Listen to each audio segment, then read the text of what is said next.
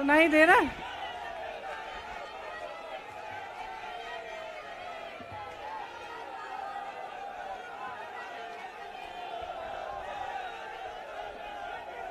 सुनिए,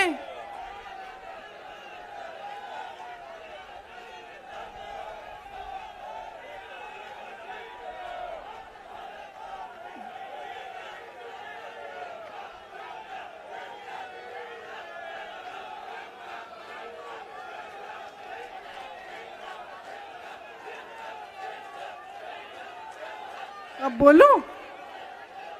इजाजत है?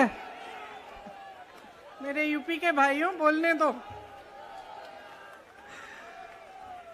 देखिए, यहां पे बैठे हुए मेरे मन में एक पुरानी बात आई। 32 साल पुरानी बात है। मई 1991 की बात है। मेरे पिता की शव यात्रा तीन मूर्ति भवन से निकल रही थी। अपनी मां के साथ और अपने भाई के साथ हम एक गाड़ी में बैठे थे। सामने भारतीय सेना की एक ट्रक थी, फूलों से लदी हुई थी। उसके ऊपर मेरे पिताजी का शव था। थोड़ी देर काफिला चला, 5-10 मिनट चला। फिर राहुल कहने लगे मैं उतरना चाहता हूं। तो मां ने मना किया। उस समय सुरक्षा का भी बहुत वो था।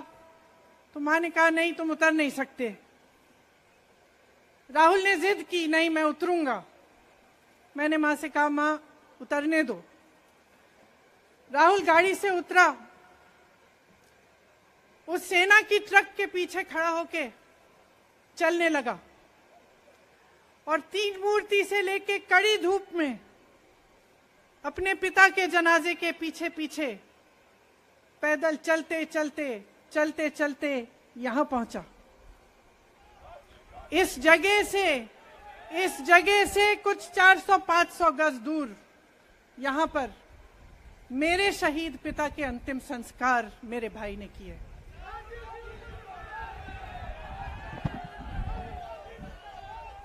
सुनिए,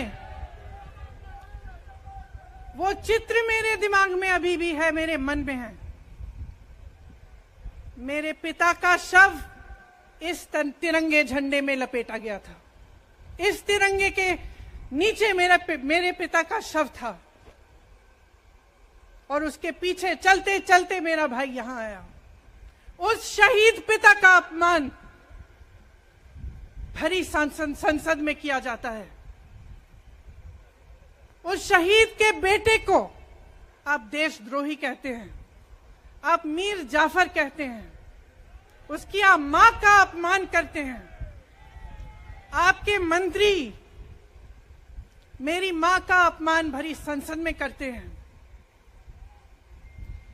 आपके एक मुख्यमंत्री कहते हैं कि राहुल गांधी को पता भी नहीं है कि उनका पिता कौन है। आपके प्रधानमंत्री भरी संसद में खड़े होकर कहते हैं कि ये परिवार नेहरू नाम को इस्तेमाल क्यों नहीं करता। पूरे परिवार का अपमान करते हैं।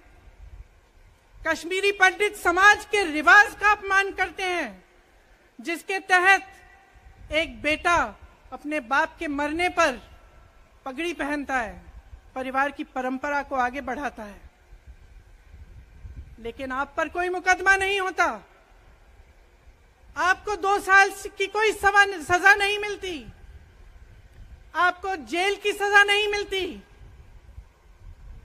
आपको संसद से कोई बाहर नहीं निकालता। आपको मना नहीं करता कि 8 सालों के लिए आप चुनाव नहीं लड़ सकते। क्यों? मैं पूछना चाहती हूं, क्यों? आज तक हम चुप रहे हैं।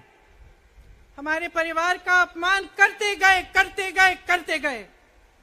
मेरे भाई ने क्या कहा? संसद में वो मोदी जी के पास गए और उनसे गले लगे।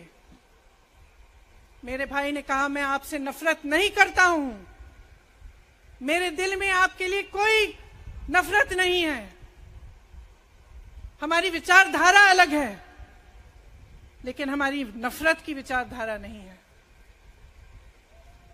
तो मैं पूछना चाहती हूं, एक आदमी का कितना अपमान करोगे?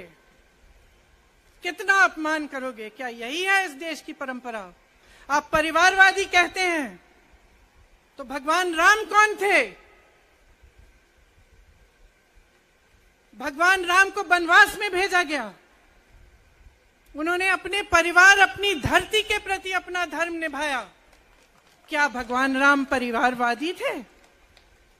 क्या पांडव परिवारवादी थे कि वो अपने परिवार की संस्कारों के लिए लड़े?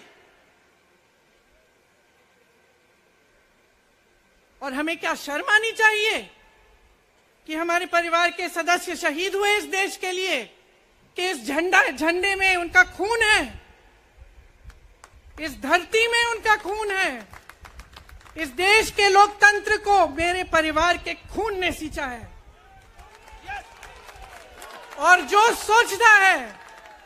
सोचता है कि हमें अपमानित करके हमें डराएंगे, हमें धमकाएंगे, जो सोचता है कि तमाम एजेंसियों को लगाकर हम पे छापे मारकर हमसे कुछ भी कर ले, हमको हमें डराएंगे, वो गलत सोचते हैं। हम डरने वाले नहीं हैं। हम और मजबूती से लड़ेंगे। हम इस देश के लोकतंत्र के लिए कुछ भी करने के लिए तैयार हैं। इस देश के लोकतंत्र को, इसकी नींव कांग्रेस पार्टी के महान महापुरुषों ने डाली है। कांग्रेस पार्टी लड़ी इस देश की आजादी के लिए, और आज भी इस देश की आजादी के लिए ही लड़ रही है। कभी कभी मैं सोचती हूं, मुझे समझ में नहीं आता कि पब्लिक क्या सोच रही है। क्या देख नहीं रही है क्या हो रहा है?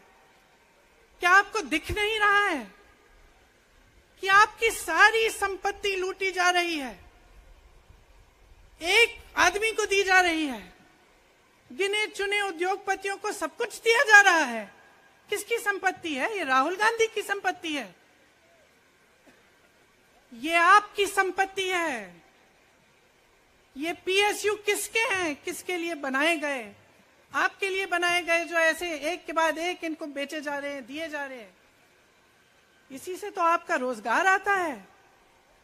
छोटे उद्योगों से, छोटे व्यापारियों से आपका रोजगार आता है, किसी बड़े अडानी से नहीं आता। रोजगार नहीं देते, छीनते हैं आपका रोजगार। तो आप समझ क्यों नहीं पा रहे हैं? आप गैस के सिलेंडर के लिए 1000 रुपए दे रहे हैं, और यहां आपकी सारी संपत्ति किसी को सौंपी जा रही है। राहुल गांधी जी ने क्या कहा? अरे कौन सा इतना बड़ा जुल्म कर लिया कि आपसे 2 सवाल पूछ लिए, जवाब नहीं दे पाए ना, घबरा गए। और जो अहंकारी होते हैं, तानाशाह होते हैं, क्या करते हैं? जब सवालों का जवाब नहीं दे पाते तो पूरी सत्ता को लेकर जनता को दबाने की कोशिश करते हैं। जो सवाल उठाता है उसको दबाने की कोशिश करते हैं। आपने कभी सोचा है, आंखें खोलिए, आपने कभी सोचा है कि ये पूरी सरकार, ये सारे मंत्री, ये सारे सांसद एक आदमी को बचाने की क्यों इतनी कोशिश कर रहे हैं? इस अडानी में है क्या कि इसको आप सारी संपत्ति दे रहे हो देश की? 20 हजारों करोड़ शेल कंपनियों में इनकी हैं, और आप इन पे इंक्वायरी नहीं कर सकते। ये अडानी है कौन कि आप सब उनका नाम उठते ही बौखला जाते हैं और उनको बचाने में लग जाते हैं? देखिए, आप इस देश के देशवासी हैं, ये देश आपका है, ये लड़ाई आपकी है। आज तमाम नौजवान बेरोजगार क्यों हैं? हम इश्तिहार तो देख रहे हैं, होर्डिंग देख रहे हैं, मदर ऑफ डेमोक्रेसी लिखा है, कहते हैं कि हमारी अर्थव्यवस्था बहुत तेजी से आगे बढ़ रही है, तो इतने नौजवान बेरोजगार क्यों हैं? तो जहां जहां हम जाते हैं बेरोजगार नौजवान क्यों दिखते हैं? इतनी महंगाई क्यों है? इतनी महंगाई क्यों है? क्या आप इतने बड़े काम कर सकते हो लेकिन एक गैस सिलेंडर का दाम कम नहीं कर सकते? आप छोटे व्यापारियों की मदद नहीं कर सकते? आप रोजगार नहीं बनवा सकते? तो फिर आपकी सरकार किस काम की है? लोगों को दबाने के लिए है या अडानी जी को आगे बढ़ाने के लिए है? तो आज ये समय आ गया है कि हमें गंभीरता से सोचना पड़ेगा। ये सरकार पूरी कोशिश करती है कि आपका ध्यान भटकाया जाए। अब आप सोचिए, कन्याकुमारी से कश्मीर तक एक आदमी चला, उसके साथ लाखों लोग चले। क्या पैगाम लेके चला? किस लिए चला? उसके दिल में क्या भावना थी कि लाखों लोग देश भर से उससे जुड़ के चले? समता, एकता की भावना थी। आज आपके सारी मीडिया, आपके सारे मंत्री, आपके सारे सांसद, आपके सारे कार्यकर्ता कह रहे हैं कि राहुल जी ने विदेश जाकर देश का अपमान किया, राहुल जी ने एक वर्ग का अपमान किया। क्या एक आदमी जो कन्याकुमारी से लेकर 5000 किलोमीटर कश्मीर तक चल के ये रोज रोज कहता है कि इस देश को एक होना चाहिए, सबको समान दृष्टि से देखना चाहिए, क्या ये आदमी देश का अपमान कर सकता है? क्या ये आदमी एक वर्ग का अपमान कर सकता है? तो ये आदमी क्या कर रहा है? ये आपकी आवाज उठा रहा है। ये क्या कह रहा है? कह रहा है कि गरीबों को अपना हक दो, नौजवानों को अपना हक दो, महिलाओं को अपना हक दो। यही तो कह रहा है। और हक क्या है? हक ये है कि जो आपका है वो आपके हाथों में जाना चाहिए, किसी बड़े उद्योगपति के हाथ में नहीं, जो प्रधानमंत्री जी के मित्र हैं। ये है आपका हक। उसी हक की लड़ाई लड़ रहा है। तो आप समझिए, ये एक इंसान की बात नहीं है, ये एक राहुल गांधी की बात नहीं है, ये पूरे देश की बात है। जब हम कहते हैं लोकतंत्र को बचाना है, तो हम किस बात को बचाने की कह रहे हैं? क्या कह रहे हैं हम? लोकतंत्र क्या होता है? खुल के जवाब मांगो, सवाल उठाओ। यही तो लोकतंत्र है कि आपको कोई आपत्ति है, कोई समस्या है, आप किसी के पास जाकर अपना हक मांग सकते हैं। आप कह सकते हैं, भाई हमारे लिए ये क्यों नहीं किया, इतनी महंगाई क्यों है, हमारे लिए रोजगार क्यों नहीं बनाए। लेकिन आज यही हक आपसे छीना जा रहा है और आपका ध्यान इधर उधर भटकाया जाता है और इतनी चीजों को फैलाया जाता है जो सच नहीं है, झूठों को फैलाया जाता है। आप सोचिए, राहुल गांधी दुनिया के सबसे बड़े जो शिक्षा के संस्थान है वहां से पढ़ के आए हैं। हार्वर्ड और कैम्ब्रिज की उनकी डिग्री है। कैम्ब्रिज से उन्होंने इकोनॉमिक्स में मास्टर्स डिग्री, एमफिल डिग्री उनको मिली। आप उसको पप्पू बनाते हैं। पूरे देश भर में आपकी सहायता के साथ मेरे मीडिया के दोस्तों, डिग्री आपने देखी नहीं, सच्चाई आपने देखा नहीं, उनको पप्पू बना दिया। फिर पता चला कि ये पप्पू तो यात्रा में निकल आया और पता चला कि ये तो पप्पू है ही नहीं। इसके साथ तो लाखों लोग चल रहे हैं। ये ईमानदार भी है, ये सब बातों को समझता भी है, ये जनता के बीच जा रहा है, जनता की समस्याओं को सुन रहा है, तो जनता इसके साथ चली जा रही है। तो घबरा गए कि राहुल गांधी ने संसद में वो सवाल उठाए जिनका उनके पास जवाब नहीं है।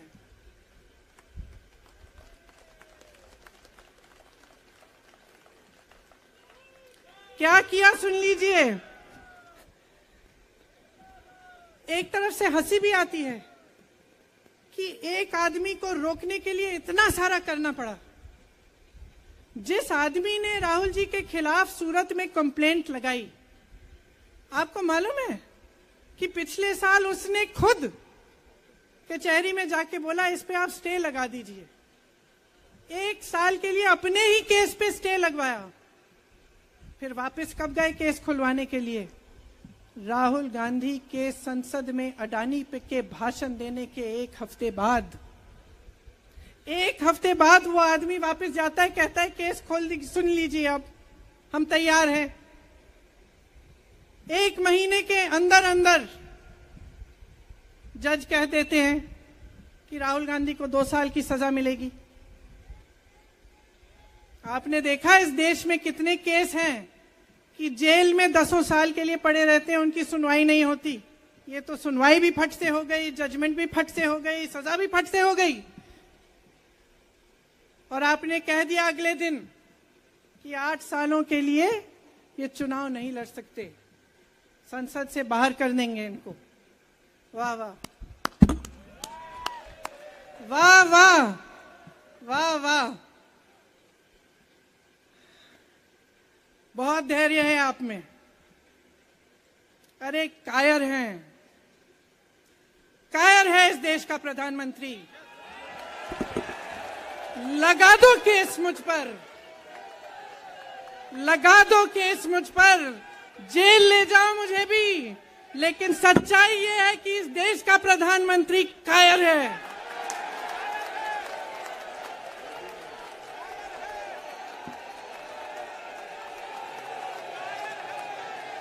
अपनी सत्ता के पीछे छुपा हुआ है, अहंकारी है, और इस देश की बहुत पुरानी परंपरा है, इस देश की बहुत पुरानी परंपरा है, हिंदू धर्म की पुरानी परंपरा है कि अहंकारी राजा को जनता जवाब देती है। और इस देश की बहुत पुरानी परंपरा है कि अहंकारी राजा को ये देश पहचानता है। मेरे परिवार ने मुझे एक चीज सिखाई है कि ये देश दिल से बोलता है और दिल से सुनता है। ये देश सच्चाई को पहचानता है, और मैं जानती हूं कि आज वो दिन है जब से सारा कुछ बदलने लगेगा।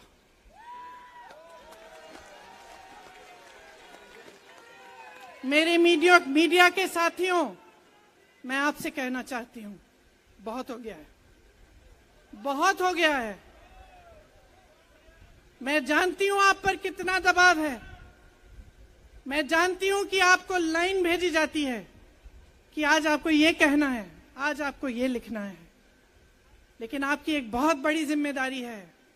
आज लोकतंत्र खतरे में है। अगर सरकार सवाल उठाने वाले को 8 सालों के लिए संसद से निकाल सकती है, अगर कह सकती है कि तुम्हें चुनाव लड़ने की ही इजाजत नहीं है, तो बहुत गड़बड़ है, बहुत गलत हो रहा है, और ये लोकतंत्र के लिए ठीक नहीं है, ये इस देश के लिए ठीक नहीं है। जब आप पत्रकार बने, शुरू में जब आप काम के लिए आए, तो आपके दिल में भी ये होगी बात कि देश के लिए मैं सच्चाई बोलूंगा, मैं सच्चाई बोलूंगी। आज आप बोल नहीं पा रहे हैं, हिम्मत करिए, खड़े हो जाइए आप भी। और जैसे खड़गे जी ने कहा कि तमाम पार्टियों ने आज अपनी आवाज उठाई है, उनका हम सब धन्यवाद देते हैं। और हम सबको एक होना पड़ेगा, इसलिए होना पड़ेगा क्योंकि आज ये देश खतरे में है। आज इस देश की सारी संपत्ति एक आदमी को सौंपी जा रही है, और उस आदमी को बचाने के लिए पूरी सरकार खड़ी हो जाती है। बहुत गलत हो रहा है। अगर आज मेरे भाइयों और बहनों आप इसको पहचान नहीं पाएंगे, तो इस देश को बहुत खतरे में डाल देंगे। इसीलिए यहां खड़े हुए महात्मा गांधी जी की समाधि के कुछ ही गज दूर खड़े हुए मैं आपको याद दिलाती हूं कि कितनों ने इस देश के लिए अपना खून बहाया है,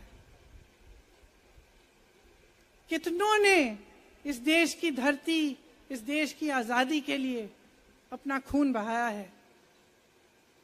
ये अफसर हैं यहाँ तैनात खड़े हैं, इसी तरह से इनके भाई सरहद पे खड़े होते हैं हमारे लिए, आज भी अपना खून बहा रहे हैं। क्या इसके लिए? क्या अडानी जी के लिए? कि अपने देश के किसान के लिए, अपने देश के गरीब के लिए, अपने देश के छोटे व्यापारियों के लिए, महिलाओं के लिए, अपने बच्चों के भविष्य के लिए हम सब अपनी जान देने के लिए तैयार हैं। तो मैं आपसे आग्रह करती हूं, मेरे देशवासियों, आंखें खोल लो, समय आ गया है, डरो मत। राहुल गांधी के शब्दों में डरो मत, इनका सामना करने का समय आ गया है। एकजुट हो जाओ, सामना करो, इस देश की सच्चाई को उभारो, इस देश की एकता को बनाए रखो और इस देश को आगे बढ़ाओ। जय हिंद, जय हिंद, जय हिंद।